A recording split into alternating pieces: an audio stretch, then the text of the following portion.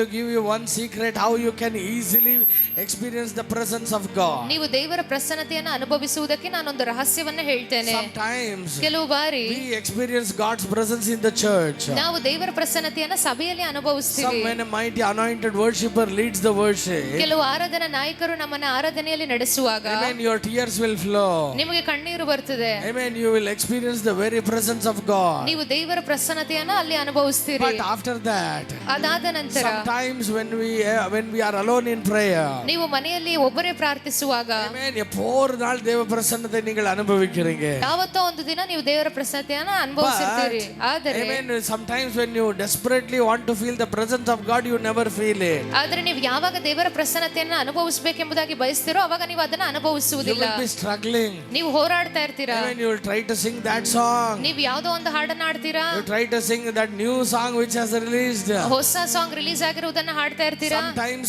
amen, you will try to sing the song which you had sang earlier and experience the presence of God. ಮೊದಲು ಯಾವುದೋ ಒಂದು ಹಾಡನ್ನ ಹಾಡಿ ದೇವರ ಪ್ರಸನ್ನತೆಯನ್ನು ಅನುಭವಿಸಿರ್ತೀರಲ್ಲ, ಅದೇ ಹಾಡನ್ನು ಹಾಡಿನೂ ಕೂಡ ಪ್ರಯತ್ನಿಸ್ತೀರಾ. Amen, but nothing happens there. ಆದ್ರೆ ಏನು ಆಗಲ್ಲ ಅಲ್ಲಿ. But ಯಾಕೆ? I will give you one secret today. ನಾನು ಇವಾಗ ಒಂದು ರಹಸ್ಯವನ್ನು When you are in ಹೇಳ್ತೇನೆ. the presence of God, ನೀವು ದೇವರ ಪ್ರಸನ್ನತೆಯಲ್ಲಿರುವಾಗ, amen, the only key to bring the presence, only key to bring down God is to speak with him in love.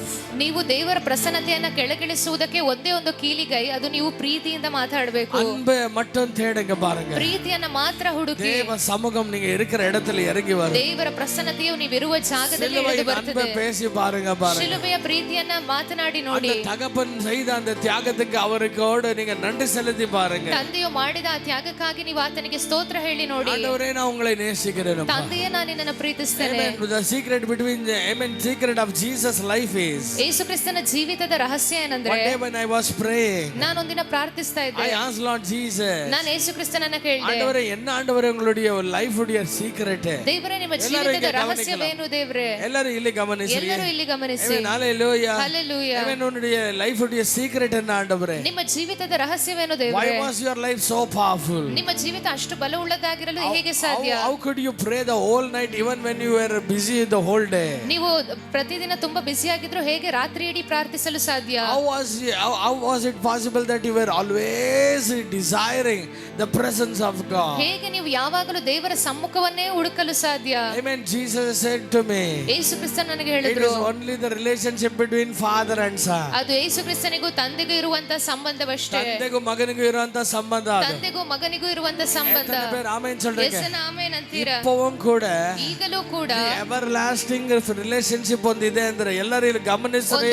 ಒಂದು ನಿರಂತರವಾದ ಒಂದು ಸಂಬಂಧ ಇದೆ ಅಂತಂದ್ರೆ, ஒரு மாறாத ஒடியாத ஒரு உறவு இருக்குனா, ಒಂದು ಬದಲಾಗದ ಮರೆಯಾಗದ ಒಂದು ಪ್ರೀತಿ ಇದೆ ಅಂತಂದ್ರೆ, அது தகப்பனுக்கும் மகனுக்கும் இருக்கிற ಅದು ಸಂಬಂಧ. ತಂದೆಗೂ ಮಗನಿಗೂ ಇರುವ ಸಂಬಂಧ. If you want to live like Jesus, ನೀವು ಯೇಸು ಕ್ರಿಸ್ತನ ಹಾಗೆ ಜೀವಿಸಬೇಕಂದ್ರೆ, if you want to do ministry like Jesus, ನೀವು ಯೇಸು ಕ್ರಿಸ್ತನ ಹಾಗೆ ಸೇವೆ ಮಾಡಬೇಕಂದ್ರೆ, அந்த தகப்பனும் மகனுடைய சம்பந்தத்தை ಕಂಟಿನ್ಯೂ பண்ணுங்க. ಆ ತಂದೆ ಮಗನ ಸಂಬಂಧವನ್ನ ಹಾಗೆ ಮುಂದುವರಿಸಿ. Amen. Hallelujah. Hallelujah. God was God to the people of Old Testament. ದೇವರು ಹಳೆ ಒಡಂಬಡಿಕೆಯ ಜನರಿಗೆ ದೇವರು. Amen. But in the New Testament, ಆದ್ರೆ ಹೊಸ ಒಡಂಬಡಿಕೆಯಲ್ಲಿ He gave authority to become the child of God. ಆತನು ಮಕ್ಕಳಾಗುವ ಅಧಿಕಾರವನ್ನ ನಮಗೆ ಕೊಟ್ಟನು. இந்த child ஆகிற அதிகாரம் எப்படி வந்தது? ಈ ಮಕ್ಕಳಾಗುವ ಅಧಿಕಾರ ಹೇಗೆ ಬಂತು? சிலுவையினாலே தான் வந்தது. ಶಿಲುಬೆಯಿಂದಲೇ ಬಂತು. Amen. His blood ಆತನ ರಕ್ತ started to flow in me.